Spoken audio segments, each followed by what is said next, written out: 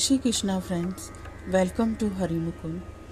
आज मैं श्रीमद् भागवत पुराण के प्रथम स्कंद का पहला अध्याय शुरू करने जा रही हूँ, जिसमें श्री सूत जी से शौनकादि ऋषियों का क्या प्रश्न था इस विषय में है।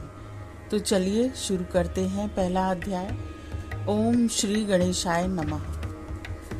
एक बार भगवान विष्णु एवं देवताओं के परम पुण्यमय क्षेत्र नैमिषारण्य में शौनकादि ऋषियों ने भगवत प्राप्ति की इच्छा से सहस्र वर्षों में पूरे होने वाले एक महान यज्ञ का अनुष्ठान किया।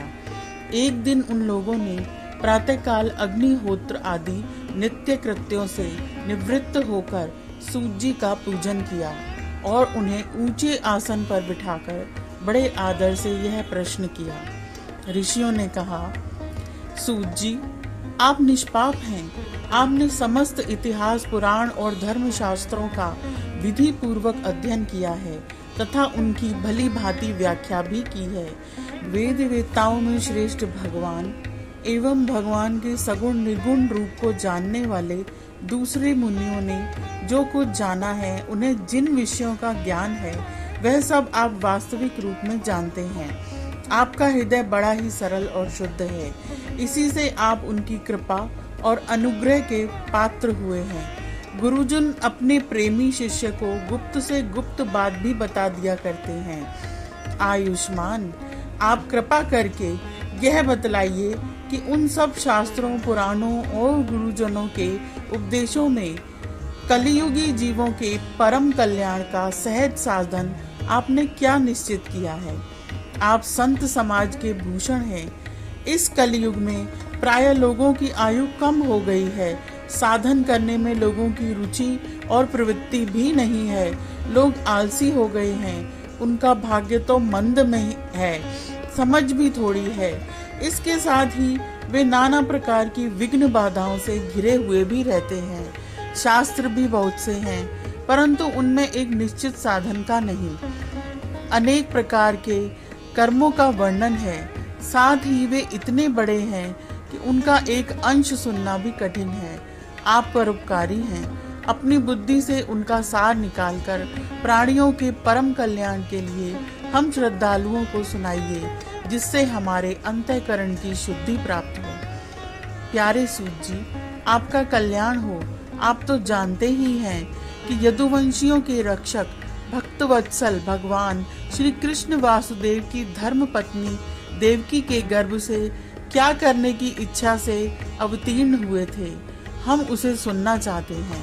आप कृपा करके हमारे लिए उसका वर्णन कीजिए, क्योंकि भगवान का अवतार जीवों के परम कल्याण और उनकी भगवत प्रेममयी समृद्धि के लिए ही होता है। यह जीव जन्म मृत्यु के घोर चक्र में पड़ा हुआ है। इस स्थिति में भी यदि वह कभी भगवान के मंगलमय नामक उच्चारण कर ले तो उसी क्षण उससे मुक्त हो जाए, क्योंकि स्वयं भय भी भगवान से डरता है। सूत जी, परम विरक्त और परम शांत मुनिजन भगवान के श्री चरणों की शरण में ही रहते हैं। अतएव उनके स्पर्श मात्र से संसार के जीव तुरंत पवित्र हो जाते हैं। इधर गंगा जी के जल का बहुत दिनों तक सेवन किया जाए तब कहीं पवित्रता प्राप्त होती है। ऐसे पुण्यात्मा भक्त जिनकी लीलाओं का गान करते रहते हैं, उन भगवान का कलिमलहारी पवित्र यश भला आत्मशुद्धि की इच्छा वाला ऐसा कौन मनुष्य होगा जो कि श्रवण न करे। वे लीला से ही अवतार धारण करते हैं। नारद आदि महात्माओं ने उनके उदार कर्मों का गान किया है। हम श्रद्धालुओं के प्रति आप उनका वर्णन कीजिए। बुद्धिमान सूत जी, सर्व समर्थ प्रभु अपनी योग माया से स्वच्छंद लीला करते हैं। आप उन श्री हरि की मंगलमयी अवतार कथाओं का अब वर्णन कीजिए। पुण्य कीर्ति भगवान की लीला सुनने से हमें कभी भी तृप्ति नहीं हो सकती, क्योंकि रसज्ञ श्रोताओं के पद पद पर भगवान की लीलाओं में नए नए रस का अनुभव होता है। भगवान श्री कृष्ण अपने को छिपाए हुए थे। लोगों के सामने ऐसी चेष्टा करते थे मानो कोई मनुष्य हो, परंतु उन्होंने बलराम जी के साथ ऐसी लीलाएं भी की हैं, ऐसा पराक्रम भी प्रकट किया है जो मनुष्य नहीं कर सकते। कलयुग को आया जानकर इस वैष्णव क्षेत्र में हम दीर्घकालीन सत्र का संकल्प करके बैठे हैं। श्री हरि की कथा सुनने के लिए हमें अवकाश प्राप्त है। यह कलयुग अंतःकरण की पवित्रता का, शक्ति का नाश करने वाला है। इससे पार पाना कठिन है। जैसे समुद्र से पार जानने वालों को कर्णधार मिल जाए, उसी प्रकार इससे पार पाने की इच्छा रखने वाले हम लोगों से ब्रह्मा ने आपको मिलाया है। धर्म रक्षक, ब्राह्मण भक्त, योगेश्वर भगवान श्री कृष्ण के अपने धाम में पधार जाने पर धर्म ने अब किसकी शरण ली है, यह बताइए। तो यह प्रथम अध्याय यहीं पर समाप्त होता है। अब दूसरे अध्याय में श्री सूत जी ने भगवत कथा और भगवत भक्ति का महात्म्य बताया है। तो चलिए आइए उसे सुनते हैं। तो सूत जी ने कहा, यह श्रीमद् भागवत अत्यंत गोपनीय रहस्यात्मक पुराण है। यह भगवत स्वरूप का अनुभव कराने वाला और समस्त वेदों का सार है। संसार में फंसे हुए जो लोग इस घोर अज्ञान अंधकार से पार जाना चाहते हैं, उनके लिए आध्यात्मिक तत्वों को प्रकाशित करने वाला यह एक अद्वितीय दीपक है। वास्तव में उन्हीं पर करुणा करके बड़े बड़े मुनियों के आचार्य श्री सुखदेव जी ने इसका वर्णन किया है। मैं उनकी शरण ग्रहण करता हूँ। मनुष्यों में सर्वश्रेष्ठ भगवान के अवतार नर नारायण ऋषियों को सरस्वती देवकी और श्री व्यास जी देव को नमस्कार करके तब संसार और अंतःकरण के समस्त विकारों पर विजय प्राप्त कराने वाले इस श्रीमद् भागवत महापुराण का पाठ करना चाहिए। ऋषियों, आपने संपूर्ण विश्व के कल्याण के लिए यह बहुत सुंदर प्रश्न किया है, क्योंकि यह प्रश्न श्री कृष्ण के संबंध में है और इससे भली भांति आत्मशुद्धि हो जाती है। मनुष्यों के लिए सर्वश्रेष्ठ धर्म वही है जिससे भगवान श्री कृष्ण में भक्ति हो। भक्ति भी ऐसी जिसमें किसी प्रकार की कामना न हो और जो नित्य निरंतर बनी रहे। ऐसी भक्ति से हृदय आनंद स्वरूप परमात्मा की उपलब्धि करके कृतज्ञ हो जाता है। भगवान श्री कृष्ण में भक्ति होते ही, अनन्य प्रेम से उनमें चित्त जोड़ते ही निष्काम ज्ञान और वैराग्य का आविर्भाव हो जाता है। धर्म का ठीक ठीक अनुष्ठान करने पर भी यदि मनुष्य के हृदय में भगवान की लीला कथाओं के प्रति अनुराग का उदय न हो, तो वह निराश्रम ही श्रम है। धर्म का फल और मोक्ष, उसकी सार्थकता अर्थ प्राप्ति में नहीं है। अर्थ केवल धर्म के लिए है। भोग विलास उसका फल नहीं माना गया है। भोग विलास का फल इंद्रियों को तृप्त करना नहीं है। उसका प्रयोजन है केवल जीवन निर्वाह। जीवन का फल भी तत्व जिज्ञासा है। बहुत कर्म करके स्वर्गादि प्राप्त करना उसका फल नहीं है।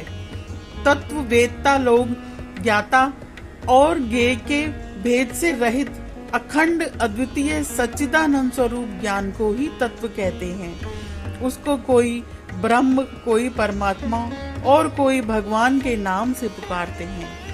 श्रद्धालु मुनिजन भागवत श्रवण से प्राप्त ज्ञान वैराग्य युक्त भक्ति से अपने हृदय में उस परम स्वरूप परमात्मा का अनुभव करते हैं। शौनकादि ऋषियों, यही कारण है कि अपने अपने वर्ण तथा आश्रम के अनुसार मनुष्य जो धर्म का अनुष्ठान करते हैं, उसकी पूर्ण सिद्धि इसी में है कि भगवान प्रसन्न हो। इसलिए एकाग्र मन से भक्त वत्सल भगवान का ही नित्य निरंतर श्रवण, कीर्तन, ध्यान और आराधना करना चाहिए। कर्मों की गांठ बड़ी कड़ी है। विचारवान पुरुष भगवान के चिंतन की तलवार से उस गांठ को काट डालते हैं। तब भला ऐसा कौन मनुष्य होगा जो भगवान की लीला कथा में प्रेम न करे। शौनकादि ऋषियों, पवित्र तीर्थों का सेवन करने से महत सेवा, तदंतर श्रवण की इच्छा, फिर श्रद्धा तत्पश्चात भगवत कथा में रुचि होती है। भगवान श्री कृष्ण के यश का श्रवण और कीर्तन दोनों पवित्र कराने वाले हैं। वे अपनी कथा सुनने वालों के हृदय में आकर स्थित हो जाते हैं और उनकी अशुभ वासनाओं को नष्ट कर देते हैं, क्योंकि वे संतों के नित्य सुहृदय हैं। जब श्रीमद् भागवत अथवा भगवत भक्तों के निरंतर सेवन से अशुभ वासनाएं नष्ट हो जाती हैं, तब पवित्र कीर्ति भगवान श्री कृष्ण के प्रति स्थायी प्रेम की प्राप्ति होती है। तब रजोगुण और तमोगुण के भाव, काम और लोभ आदि शांत हो जाते हैं और चित्त इनसे रहित होकर सत्व गुण में स्थित एवं निर्मल हो जाता है। इस प्रकार भगवान की प्रेममयी भक्ति से जब संसार की समस्त आसक्तियां मिट जाती हैं, हृदय आनंद से भर जाता है, तब भगवान के तत्व का अनुभव अपने आप हो जाता है। हृदय में आत्म स्वरूप भगवान का साक्षात्कार होते ही हृदय की ग्रंथि टूट जाती है, सारे संदेह मिट जाते हैं और कर्म बंधन क्षीण हो जाता है। इससे बुद्धिमान लोग नित्य निरंतर बड़े आनंद से भगवान श्री कृष्ण के प्रति प्रेम भक्ति करते हैं, जिससे आत्म प्रसाद की प्राप्ति होती है। प्रकृति के 3 गुण हैं, सत्व, रज और तम। इनको स्वीकार करके इस संसार की स्थिति, उत्पत्ति और प्रलय के लिए एक अद्वितीय परमात्मा ही विष्णु, ब्रह्मा और रुद्र ये 3 नाम ग्रहण करते हैं। फिर भी मनुष्य का परम कल्याण तो सत्व गुण स्वीकार करने वाले श्री हरि से ही होता है। जैसे पृथ्वी के विकार लकड़ी की अपेक्षा धुआं श्रेष्ठ है और उससे भी श्रेष्ठ है अग्नि, क्योंकि वेदोक्त यज्ञ आदि द्वारा अग्नि सद्गति देने वाला है। वैसे ही तमोगुण से रजोगुण श्रेष्ठ है और रजोगुण से भी सत्वगुण श्रेष्ठ है, क्योंकि वह भगवान का दर्शन कराने वाला है।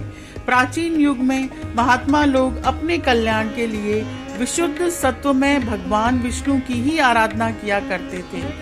अब भी जो लोग उनका अनुसरण करते हैं वे उन्हीं के समान कल्याण भाजन होते हैं। जो लोग इस संसार सागर से पार पाना चाहते हैं वे यद्यपि किसी की निंदा तो नहीं करते, न किसी में दोष ही देखते हैं, फिर भी घोर रूप वाले तमोगुणी, रजोगुणी, भैरवादी भूतपतियों की उपासना न करने, सत्वगुण की विष्णु भगवान और उनके अंश कला स्वरूपों की ही भजन करते हैं। परंतु जिसका स्वभाव रजोगुणी अथवा तमोगुणी है, वे धन, ऐश्वर्य, संतान की कामना से भूत, पितर और प्रजापतियों की उपासना करते हैं, क्योंकि इन लोगों का स्वभाव उनसे मिलता जुलता होता है।